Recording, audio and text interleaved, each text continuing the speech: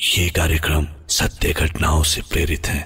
जिनके साथ ये घटनाएं घटी उसकी वास्तविकता उन्हीं तक सीमित है। भूत प्रेतों और अपसामान्य विषयों के होने पर चैनल कोई दावा नहीं करता और ना ही प्रोत्साहन करता है। अक्सर हम इस भीड़ भरी दुनिया की चकाचौंध रोशनी में उनको भूल जाते हैं जो इस दुनिया में करोड़ों लोगों के बीच बिल्कुल वीरान और अंधेरी सी जिंदगी जीने को अभिशप्त है। जी हाँ, मैं रूहों की बात कर रहा हूं। उन रूहों की जो न जाने क्यों अपने पीछे छूट गई दुनिया को भुला नहीं सकी। उन्होंने अपनी एक छोटी सी दुनिया बना ली है और उस दुनिया में हमारा दखल अक्सर हमें बहुत भारी पड़ जाता है। मैं डॉक्टर नागर, पेशे से मनोवैज्ञानिक और पैशन से ह्यूमन माइंड का फैन, हर रात आपके पास लेकर आता हूँ मुझसे मिले कुछ लोगों की आप बीती, कुछ घटनाएं जिन्हें सुनकर आप सोचने पर मजबूर हो जाते हैं।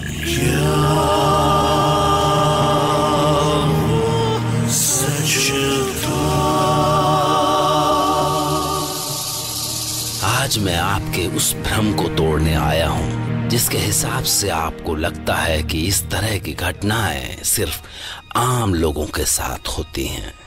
आज की कहानी बॉलीवुड के मशहूर अभिनेता शेखर सुमन की है।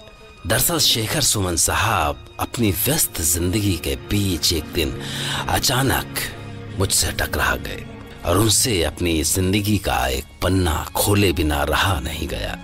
और आज वो जिंदगी का ये पन्ना फिर आपके सामने खोलेंगे कि कैसे एक रात खौफ ने उनकी जिंदगी और सोच बदल दी और कैसे वो इस खौफ से बाहर आ सके। शायद ये घटना अभी हाल ही में, यही कोई 2 साल पहले जब मैं दिल्ली गया था तब हुई। दरअसल मेरी एक शूटिंग थी दिल्ली में, तो मैं खुश था कि चलो अच्छा है, छोटी से भी मिलना हो जाएगा। दरअसल मैं अपने सबसे छोटी बहन को बहुत पहले से ही छोटी ही कह के बुलाता हूं।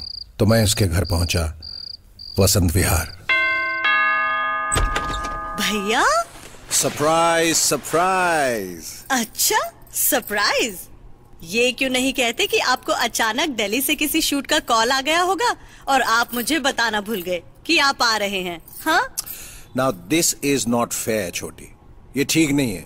एक तो मैं तुम्हें सरप्राइज दे रहा हूँ और एक तुम हो कि अभी भी कंप्लेन कर रही हो। अरे यार, उनको अंदर आने दो, तुम तो आते ही शुरू होगी।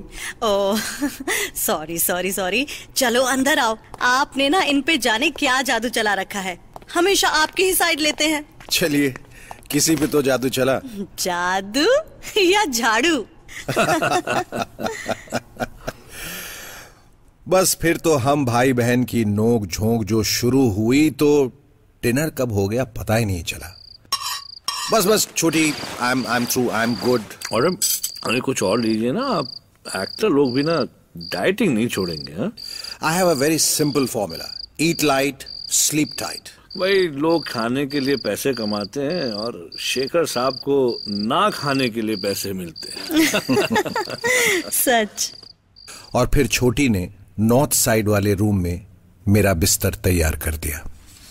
भैया, आप यहाँ सो जाइए। ये रूम मुझे सबसे अच्छा लगता है। देखो ना, खिड़की से कितनी अच्छी हवा आ रही है। ये रोनी का फोटो? हाँ, वो रोनी जब भी आता था इसी रूम में ठहरता था ना, तो एक बार वो बोला कि it's my room, so my picture should be there on the wall.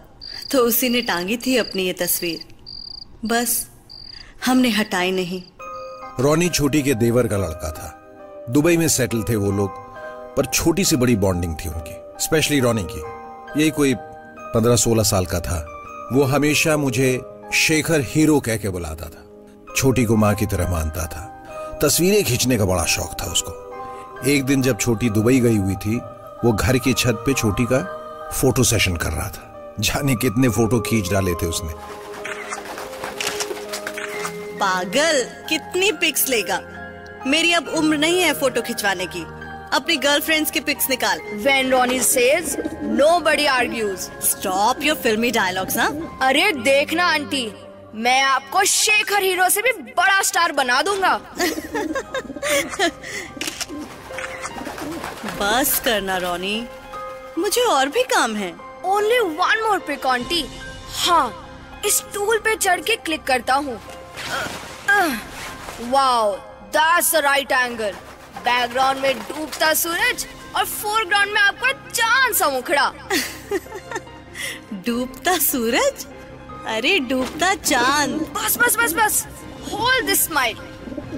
और तभी अचानक स्टूल से उसका पैर फिसला और वो छत से नीचे। Ronnie, Ronnie, Ronnie, Ronnie. छोटी, स्टॉप क्राइंग। इसमें तुम्हारी कोई गलती नहीं है, सो स्टॉप फीलिंग गिल्टी। शायद यही उसकी नियति थी। जिसको जाना था वो चला गया। भगवान की यही इच्छा थी। तुम क्या कर सकती हो? He was such a sweet boy. I don't know why God did it to him. उसके बाद मैं छोटी को उसके रूम में छोड़ के वापस अपने रूम में आया तो उसकी छोटी बेटी ईशा, जो करीब 13-14 साल की है, मेरे पीछे पीछे आ गई। वो शाम को स्टडी टूर से लेट आई थी तो कहने लगी वो तो मामा से बात ही नहीं कर पाई। लिहाजा हम बातें करने बैठे तो हम दोनों के बीच भी रॉनी की ही बातें होने लगी। एंड यू नो मामा, वो मुझे तो अक्सर दिखाई देता है इस रूम में। What are you saying? पागल हो गई हो क्या? और पता है मामा, हमें कभी ये रूम क्लीन नहीं करना पड़ता। He keeps it clean, always, everything in place. तुम भी ना ईशा। अरे जब कोई इस रूम में रहता ही नहीं तो रूम गंदा कैसे होगा? रहता है ना, रॉनी lives here।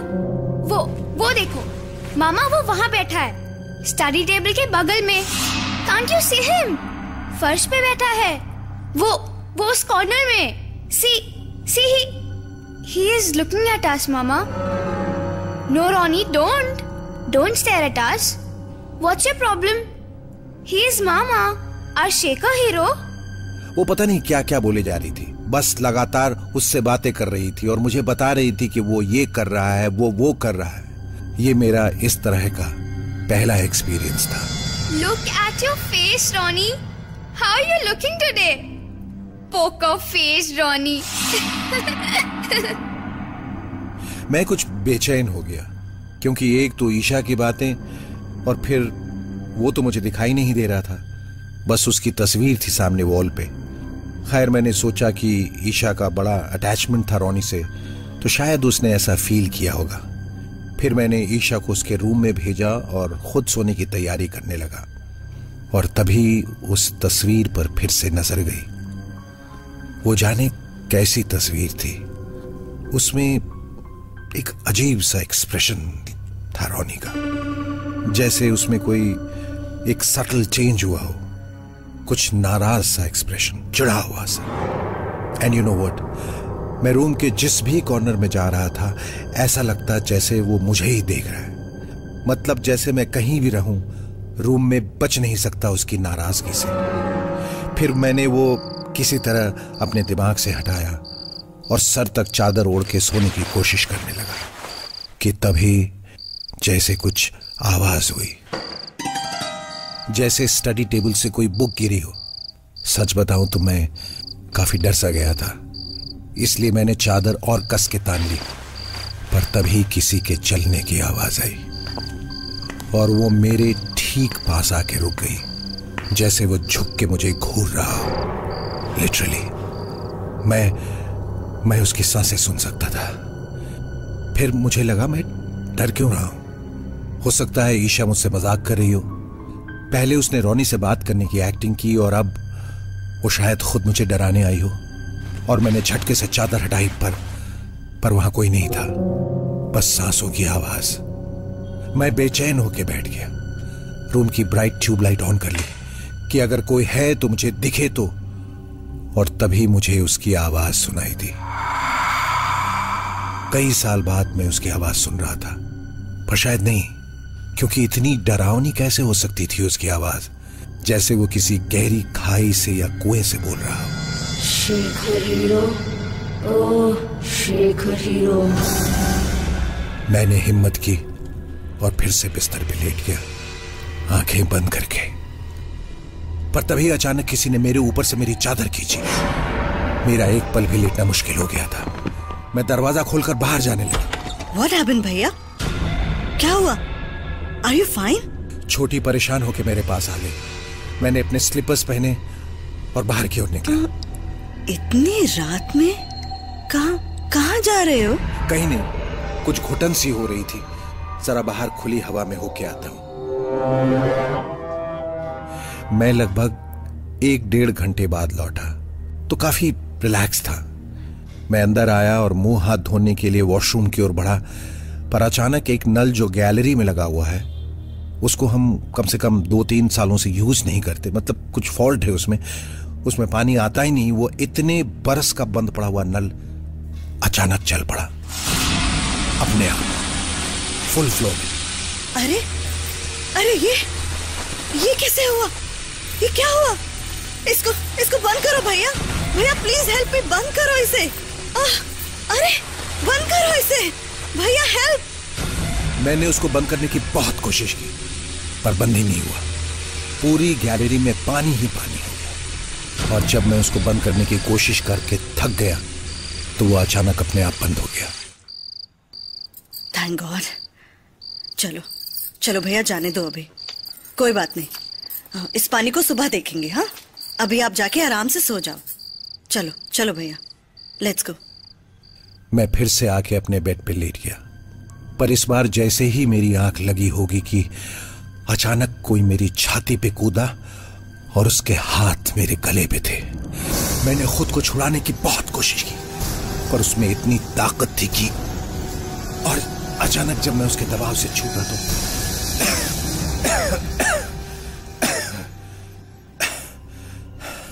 तो मैंने देखा कि मेरा साईं बाबा वाला लॉकेट, जो मैं हमेशा पहनता हूं, इस वक्त भी पहना है, वो खुल गया था। मैंने सोचा कहां अंधेरे में उसको बंद करने की कोशिश करता रहूंगा, तो मैंने उसको वैसे ही तकिए के नीचे रखा कि तभी मुझे अचानक पीछे से आवाज सुनाई दी। शेखर हीरो। कौन है यहाँ? Listen, Shekhar hero, this is wrong. Who is this? Ronnie, and it's my room. Get out of my room. Why? Just don't dare to enter here again. But Ronnie, this is not just your room. When Ronnie says, nobody argues. और अचानक room की books, furniture इधर उधर गिरने लगे।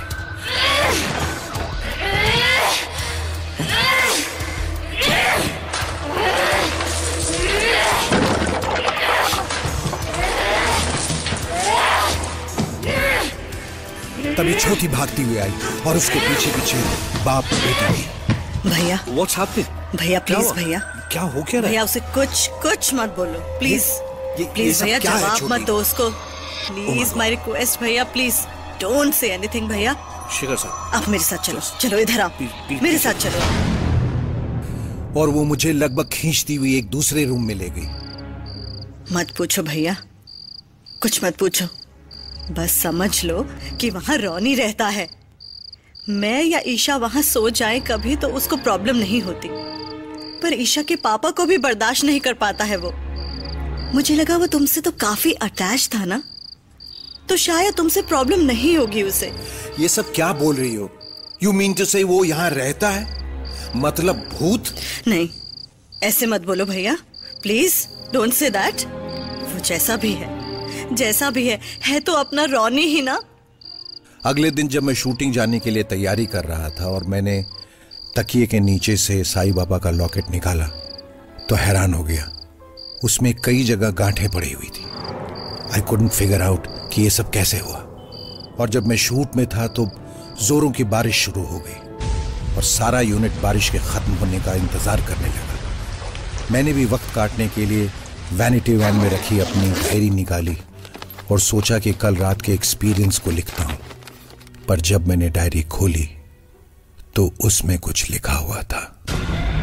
Don't ever dare to enter the room where I live. ये कब और किसने लिखा मुझे नहीं पता, क्योंकि मेरा ब्रीफ केस तो हमेशा लॉक्ड रहता है। बहुत मुमकिन है कि ईशा के बिहेवियर ने शेखर साहब के मन में वो बहुत सारी बातें डाल दी, जिसके बाद उन्हें रोनी के उस रूम में होने का इल्यूजन होने लगा। पर शेखर साहब की बहन के मन में भी वैसा ही इल्यूजन हो, ये कैसे मुमकिन है?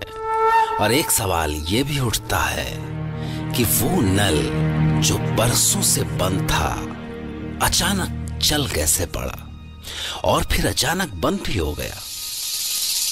और सबसे बड़ी बात तो ये है कि शेखर साहब की डायरी जो हमेशा उनके बैग में लॉक रहती थी, उसमें रोनी की हैंडराइटिंग में वो चेतावनी कहां से आ गई। एक सवाल और है कि रोनी की डेथ तो दुबई में हुई थी, फिर उसकी आत्मा यहां दिल्ली में क्या कर रही है?